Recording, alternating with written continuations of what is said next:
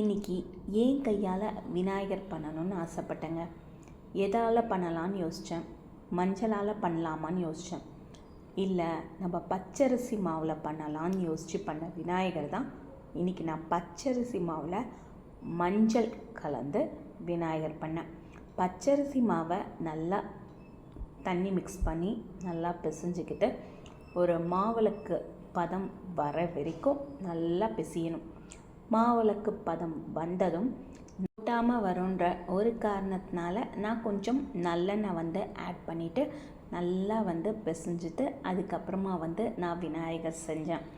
இந்த விநாயகருக்கு நான் கண் இதெல்லாம் ட்ரா பண்ணலான்னு நினச்சேன். ஆனால் எனக்கு அந்த அளவுக்கு பர்ஃபெக்டாக வருமானு தெரியல. நான் இது கொஞ்சம் அவசரத்தில் பண்ணதும் ஒரு காரணம். ரெண்டாவது இது ஃபஸ்ட் டைம் நான் முதலாக பண்ணேன். எனக்கு வெறும் மஞ்சள் குங்குமம் வச்சு பொட்டு வச்சதே ஒரு பெரிய சந்தோஷமாக இருந்தது. விநாயகர் எப்படி பிடிச்சாலும் விநாயகர் தான். நான் இந்த அளவுக்கு செஞ்சது எனக்கு போதுமானதாக இருந்ததுனால நான் விநாயகரை வச்சு படைச்சு சுவாமி கும்பிட்டேன்.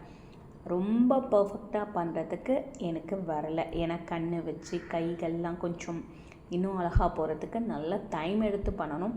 நான் ஒரு 1/4 மணி நேரத்தில் இந்த விநாயகரை பிடிச்சி வச்சுட்டேன். மாவு பிசைஞ்சு பிடிச்சி வச்சுட்டேன். எனக்கு இதுவே ஓரளவுக்கு சந்தோஷமாக இருந்தது.